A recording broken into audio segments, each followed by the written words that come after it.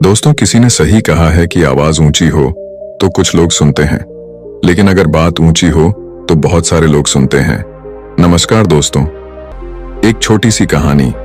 ये कहानी एक लड़के की 24 साल का लड़का जो सेठ के यहाँ पर नौकरी करता था। उसके माँ बाप इस दुनिया में नहीं थे। जिंदगी बड़ी परेशानी में चल रही थी। वो जाता था, रोजाना पैसे कमा करके घर आता था, खाना बनाता था, खाता था, सो जाता था।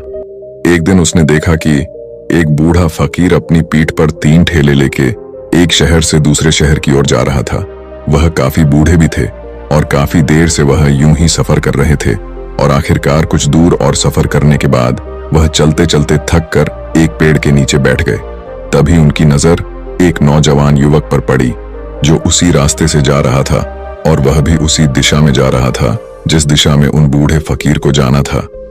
तभी वह लड़का उन बूढ़े फकीर के पास से होकर गुजरा।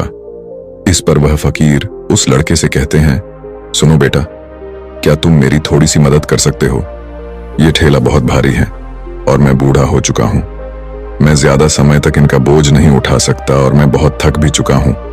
तो क्यों ना तुम मेरे एक ठेले को ले लो और मुझे उस दूसरे गांव तक पहुंचा दो।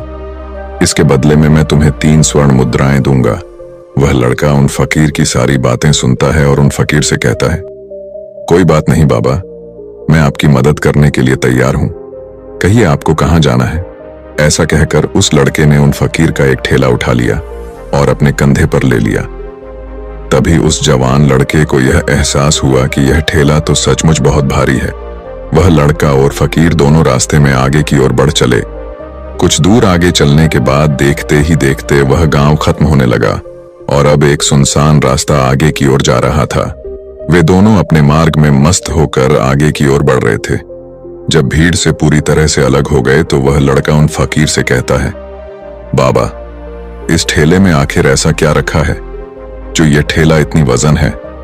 इस पर वह फकीर आदमी उस लड़के को जवाब देते हुए कहते हैं, कुछ नहीं बेटा, बस इसमें तांबे के कुछ सिक्के भरे हुए हैं, इसी कारण ये ठेले में बहुत वजन है। उन फकीर की यह बात सुनकर वह लड़का मन ही मन सोचने लगा, लगता है ये बाबा जरूर कोई व्यापारी है, तभी तो इतने सारे तांबे के सिक्के लेकर चल रहे हैं। और फिर तभी उसके मन में एक ख्याल आया कि मुझे क्या करना है। मुझे तो खाली यह ठेला दूसरे गांव तक पहुंचा है, बस इतना ही। जैसे ही उसके मन में यह ख्याल आया, उसने तांबे के सिक्कों का वह ख्याल मन से निकाल दिया और अपनी धुन में मस्त होकर वह आगे की ओर चलने लगा। चलते चलते कुछ और समय बीता और वे दोनों एक नदी के किनारे जा पहुंचे। वह लड़का हट्टा कट्टा था और काफी चुस्त और तंदुरुस्त भी था, इसलिए वह बिना सोचे समझे उस नदी में उतर जाता है, किंतु वह फकीर अब भी किनारे पर ही खड़े थे। इस पर वह लड़का उन फकीर से कहता है, क्या हुआ बाबा, चलिए आइए, हमें यह नदी पार करनी होगी, तभी तो हम उस गांव तक पहुंच पाएंगे। इस पर वह फकीर उस लड़के से कहते हैं, मैं जानता हूं बेटा कि हमें यह नदी पार करनी ही होगी, लेकिन जैसा कि तुम जानते हो मैं अब बूढ़ा हो चुका हूं और 2-2 ठेले लेकर मैं यह नदी पार नहीं कर सकता। कहीं मेरा पांव फिसल गया तो क्या होगा? क्या तुम मेरी एक और गठरी ले सकते हो? मैं तुम्हें इसके बदले भी 3 स्वर्ण मुद्राएं दूंगा। इस पर वह लड़का मुस्कुराते हुए उन फकीर से कहता है, बाबा, आप मुझे शर्मिंदा कर रहे हैं। यदि आप मुझे स्वर्ण मुद्राएं ना भी दें तो भी मैं आपका कार्य अवश्य करूंगा। मैं आपको उस दूसरे गांव तक जरूर पहुंचाऊंगा। इस पर वो फकीर मुस्कुराते हुए उस लड़के से कहते हैं, बेटा, तुम तो बड़े ही भले इंसान लगते हो। इतना कहकर उन्होंने वह दूसरी गठरी भी उस लड़के को थमा दी। उस लड़के ने जब वह दूसरी गठरी अपने कंधे पर रखी तो वह गठरी भी उसे बहुत ज्यादा भारी लगी, लेकिन उसने वहां पर कुछ नहीं कहा। जैसे तैसे उन दोनों ने नदी पार की।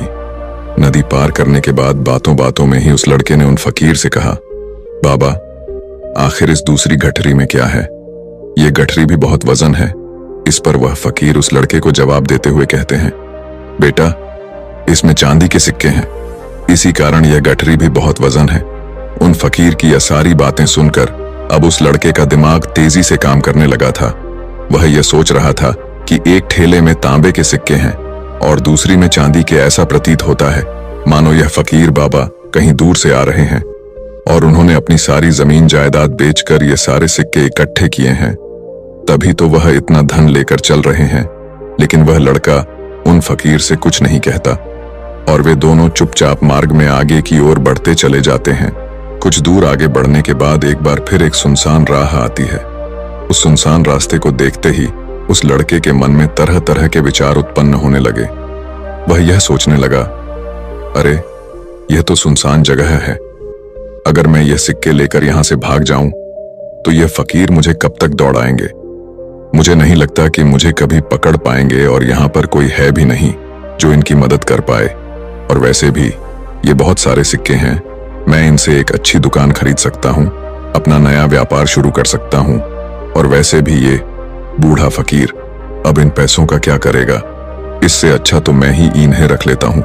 वह लड़का यह सब बारे में सोच ही रहा था, तभी अचानक उसे खुद पर आश्चर्य हुआ।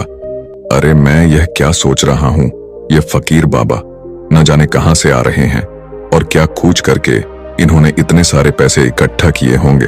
मुझे इनका फायदा नहीं उठाना चाहिए। नहीं नहीं, मुझे ऐसा नहीं करना चाहिए।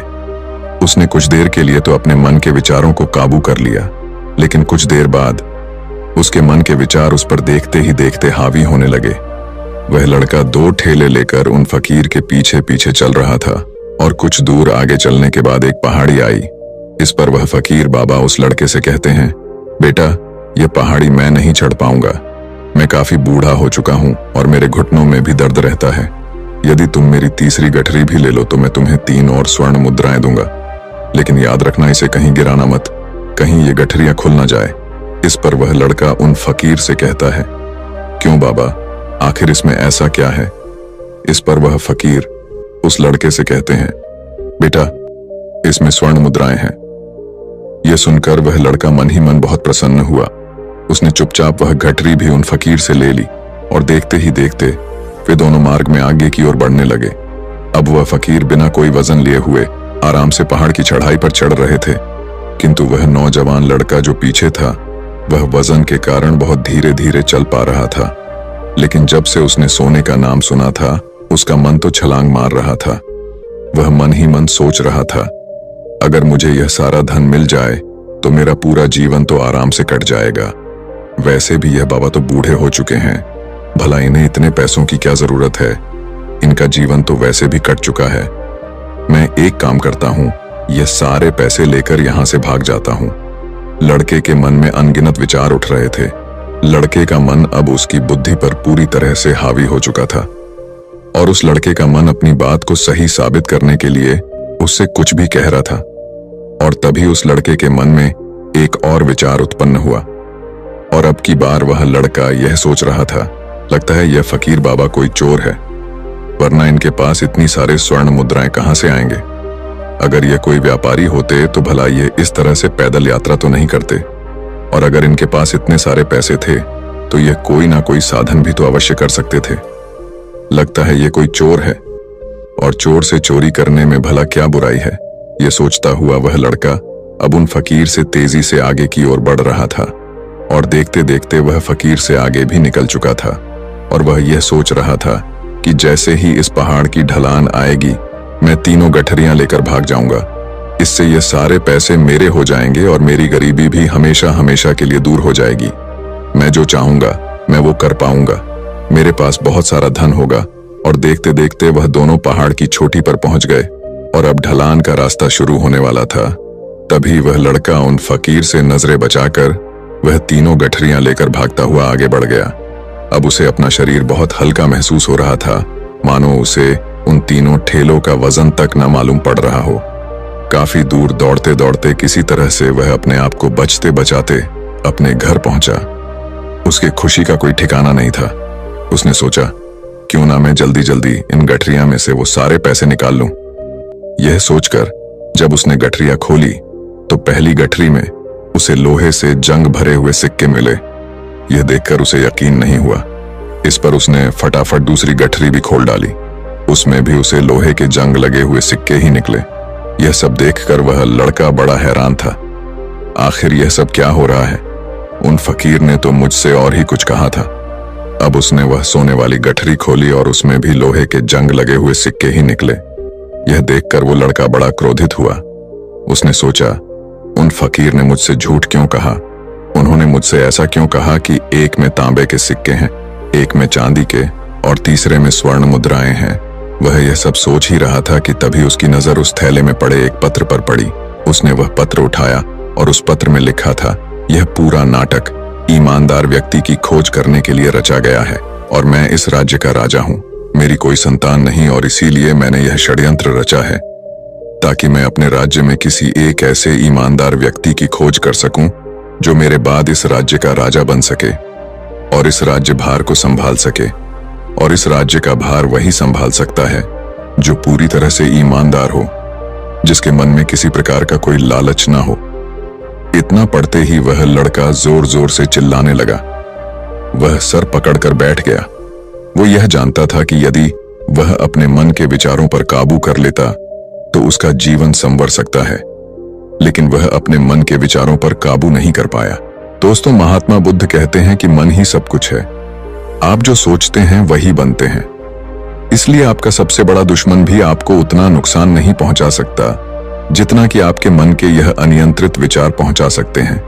महात्मा बुद्ध कहते हैं, अपने भीतर ध्यान से देखो। हमारे भीतर जो विचार चल रहे हैं वही विचार शब्द बनते हैं और शब्द कर्म के रूप में प्रकट होते हैं। बार बार दोहराने पर कर्म बर्ताव में बदलता है और धीरे धीरे समय के साथ बर्ताव चरित्र में परिवर्तित हो जाता है और यही चरित्र हमारे भाग्य का निर्माण भी करता है। इसलिए हमें हमेशा अपने विचारों के प्रति सजग होना बहुत आवश्यक है। हमें जागरूक होना बहुत आवश्यक है। हमें यह जानना जरूरी है कि हमारे मन में किस प्रकार के विचार आ रहे हैं। आगे महात्मा बुद्ध कहते हैं कि कमजोरी हमेशा छोटे विचार से शुरू होती है। यह एक बीज के रूप में होती है और यदि इस बीज को नष्ट न किया जाए तो यह छोटा सा विचार बहुत जल्द ही एक विशाल वृक्ष का रूप ले लेता है और हमारी बुद्धि की सोचने और समझने की क्षमता को पूरी तरह से नष्ट कर देता है।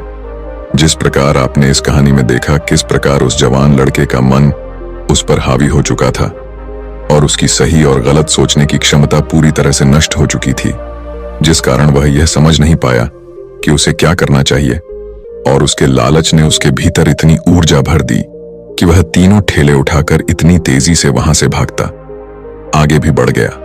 इसीलिए जब आपके मन में पहली बार कोई गलत विचार उत्पन्न हो तभी उसे जड़ से उखाड़ देना चाहिए, अन्यथा वह विशाल वृक्ष का रूप लेगा और आपको किसी न किसी गलत राह पर वह ढकेल ही देगा।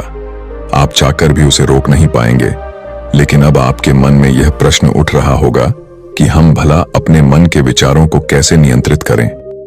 हमारा मन तो इतना चंचल है, वह इतना शक्तिशाली है कि वह हम पर हावी हो ही जाता है। हम चाहकर भी उस पर नियंत्रण नहीं कर पाते। इसका जवाब में महात्मा बुद्ध हमें दो बातें समझाते हैं। पहली बात, सही इरादा विकसित करो। कई बार आपने देखा होगा कि आपके मन में कुछ और होता है किंतु आप कहते कुछ और है, क्योंकि आपके मन के भीतर जो कुछ बसा है वही आपके मुख से बाहर भी निकल रहा है। लेकिन जब हमसे वह गलती हो जाती है तो उसके बाद हमारा मस्तिष्क अच्छी तरह से काम करना शुरू कर देता है।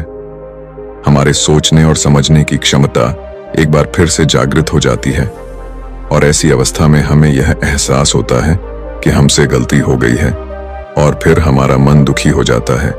हमारा मन अफसोस से भर जाता है और इस भारीपन और दुख से बचने के लिए महात्मा बुद्ध हमें सही इरादा विकसित करने के लिए कहते हैं। इसके लिए जब भी आप कोई कार्य करने जा रहे हो तो सबसे पहले आपको यह खुद से पूछना चाहिए कि जो कुछ भी मैं करने जा रहा हूं इसके पीछे मेरा इरादा क्या है। क्या मैं दूसरों को दुख पहुंचाना चाहता हूं या दूसरों को नीचा दिखाने जा रहा हूं या मुझे खुद को ऊपर उठाना है। खुद से सवाल कीजिए, खुद को जागृत कीजिए। जब आप इरादों के प्रति सचेत होने लगेंगे, जब आप विचारों के प्रति सजग होने लगेंगे, तभी आपके भीतर सकारात्मक ऊर्जा का प्रवाह होगा। तभी आप सकारात्मक इरादों से जुड़ने लगेंगे और आपके मन के भीतर बसी हुई वह नकारात्मक ऊर्जा और नकारात्मक इरादे दिन ब दिन कम होने लगेंगे। परंतु याद रहे, आपको यह हर रोज करना होगा और आपको यह हमेशा ध्यान रखना होगा कि आपको केवल अच्छा सोचना है। आपके इरादे हमेशा अच्छे होने चाहिए, तभी आप दुख और तकलीफों से बच सकते हैं। अन्यथा आप इसी तरह से दुख और तकलीफों में घिरे ही रहेंगे और आप कभी इससे निकल नहीं पाएंगे। दूसरी बात, मन के प्रति सजगता विकसित करो, जिससे आपका मन देखते देखते शांत होगा और आपके मन के भीतर बसी हुई वह नकारात्मक ऊर्जा, नकारात्मक विचार खत्म होने लगेंगे और आप शांति की ओर आगे बढ़ेंगे। और आपको इसके लिए बस इतना ही करना है कि इस पल में जो कुछ भी हो रहा है, आपकी आंखों के सामने आपके भीतर जो कुछ भी जैसा भी चल रहा है, बस उसे देखते रहना है। अपने मन के अच्छे बुरे विचार, अपनी भावनाएं और अपनी यादों पर बिना प्रतिक्रिया दिए उन्हें केवल देखते रहना है, जिससे आपके मन के सारे विचार देखते ही देखते खत्म होने लगेंगे। आपका मन खाली होने लगेगा और आप नकारात्मक विचारों से न सोच से बच सकते हैं और आप इन दुख और तकलीफों से भी दूर रह सकते हैं। इसीलिए महात्मा बुद्ध कहते हैं, जो स्वयं को देखता है वही सबसे बड़ा तपस्वी है। अर्थात जो अपने मन में चल रहे उन विचारों को बिना प्रतिक्रिया दिए हुए केवल देखता है और उन पर कोई भी प्रतिक्रिया नहीं करता, बस उन्हें देखता और समझता है, वास्तविकता में वही मन पर नियंत्रण भी कर सकता है और वही अपना जीवन सुखी और खुशहाली तौर पर जी सकता है। इसलिए यदि आप भी अपने जीवन को सुखी और खुशहाल बनाना चाहते हैं तो आपको सबसे पहले अपने मन पर नियंत्रण साधना ही होगा, अपने मन को खाली करना ही होगा, अपने मन के विचारों के प्रति आपको सजग होना ही होगा। दोस्तों, उम्मीद है कि आपने आज की इस वीडियो से जरूर कुछ ना कुछ सीखा होगा। अगर आपको ये कहानी अच्छी लगी हो तो इस वीडियो को लाइक करें और हमारे चैनल को सब्सक्राइब करें। हम मिलते हैं अगली वीडियो में। धन्यवाद।